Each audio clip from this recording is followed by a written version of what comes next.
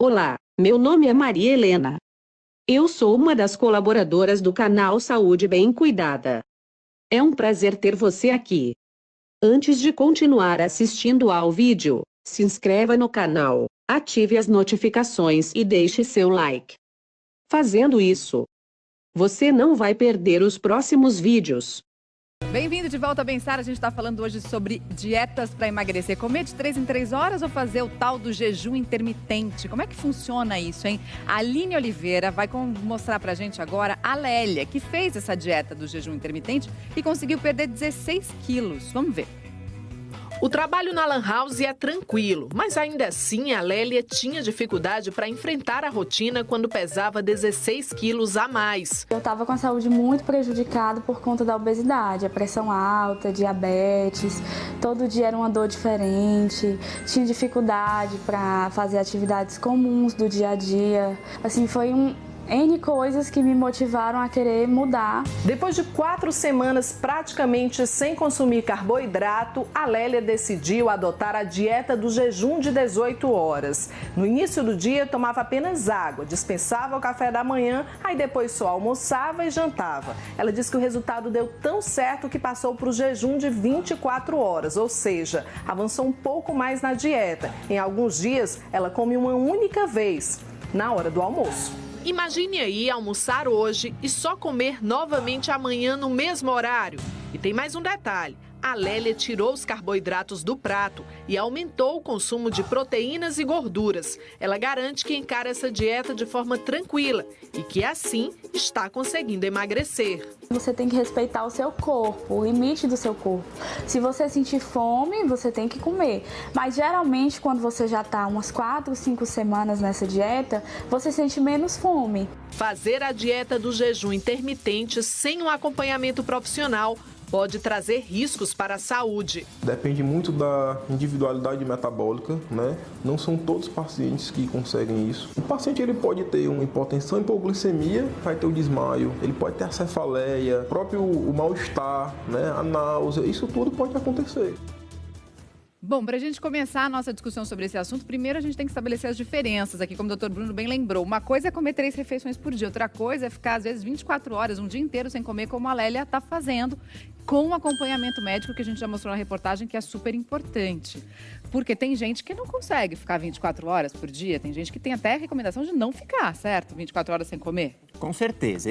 Esse é uma dieta muito específica, que serve em casos muito específicos, que ainda precisa ser melhor estudada. A gente não tem grandes estudos de longo prazo para saber realmente o que acontece com as pessoas depois de muitos anos, né? Pode emagrecer no começo, será que isso vai ser mantido, né? Não é algo proibido, mas sempre com orientação médica, porque as pessoas às vezes confundem jejum intermitente com culpa e privação. Por exemplo, eu fui numa festa, ontem comi tudo e aí então eu vou ficar um dia inteiro sem comer que eu tô fazendo jejum intermitente. Não, isso é outra coisa. Isso é perigoso? É perigoso porque pode levar a um transtorno alimentar, você pode ter falta de nutrientes, pode passar mal, uma série de razões, porque isso é algo que você está fazendo como uma tentativa de livrar uma culpa de algo que você comeu em excesso. Pagar pelos pecados, Tem muita gente assim que faz isso e isso não é recomendado. Então, jejum intermitente, se for fazer, é sempre com orientação médica e em casos muito específicos, não é a regra. Tem pergunta do nosso auditório virtual, vamos dar uma olhada. A Cláudia quer saber, doutor Bruno, a ansiedade me atrapalha no emagrecimento. Tem alguma dieta que ajuda nesse problema? Cláudia, não é só você que passa por isso não, né? A gente já falou aqui recentemente no Bem-Estar que o Brasil tem cada vez mais número de ansiosos, né? De ansiosos, está crescendo muito, cada vez mais pessoas ansiosas aqui. Olha, é muito difícil responder sua pergunta com só dizendo que é ansiedade, né? Porque a ansiedade tem vários aspectos da ansiedade, enfim, podem ser transtornos ansiosos que muitas vezes precisam de medicação, né? Então tem que ver caso a caso. Inclusive, quando nós estamos falando aqui de perda de peso, a gente tem que lembrar que pessoas obesas podem também ter indicação de remédio para emagrecer, né? Pode até ser o seu caso, de diminuir a ansiedade. Alguns remédios ajudam a controlar essa ansiedade. Alguns remédios ajudam a controlar a ansiedade, alguns remédios ajudam a controlar a fome. Então, até em quem estiver em uso de remédio, faz menos sentido ainda a gente querer fracionar demais a refeição. Por quê? Porque o remédio, de alguma maneira, faz com que você não tenha fome, que você consiga ficar mais tempo sem comer. Se você se obriga a comer nos intervalos, você está fazendo o efeito oposto do remédio. Aí não faz sentido nenhum. A Jéssica tem mais pergunta, Lara. Olha só o que ela quer saber. Existe alguma fruta proibida na dieta? Algum suco proibido? E refrigerante zero? Pode? Para começar a responder essa pergunta, Lara, eu queria ressaltar essa história, né? Sempre que a gente pensa em dieta, a gente já usa essa palavra proibido, né? Pois é. É triste isso, né? E, na verdade, não existe alimento bom ou ruim, proibido ou permitido. Tudo pode fazer parte da nossa alimentação se a gente tem uma alimentação equilibrada e se a gente tiver moderação nessa alimentação. É importante ressaltar que restringir demais ou proibir alguns alimentos pode causar algum tipo de descontrole depois. E a gente tem muito medo dessas dietas muito restritivas, dessas restrições alimentares severas, porque o que a gente vê em pesquisas é que normalmente os estudos de curto prazo, e quando eu falo de curto prazo eu falo de 6 meses a 1 ano, os resultados podem ser bons até. Só que nos estudos de longo prazo, quando a gente acompanha a população que faz restrição severa por 2 a 5 anos, por exemplo, normalmente existe um ganho de peso de novo, às vezes superior ao peso que perdeu. Então, a gente tem que tomar muito cuidado com restrições alimentares severas e tentar adequar a nossa alimentação, o nosso hábito, que a gente já faz, para ter uma alimentação mais equilibrada, para ter hábitos mais saudáveis, sem mudar demais a nossa rotina e o nosso hábito. Só para não deixar ela sem resposta, qual seria a fruta mais calórica que a gente tem?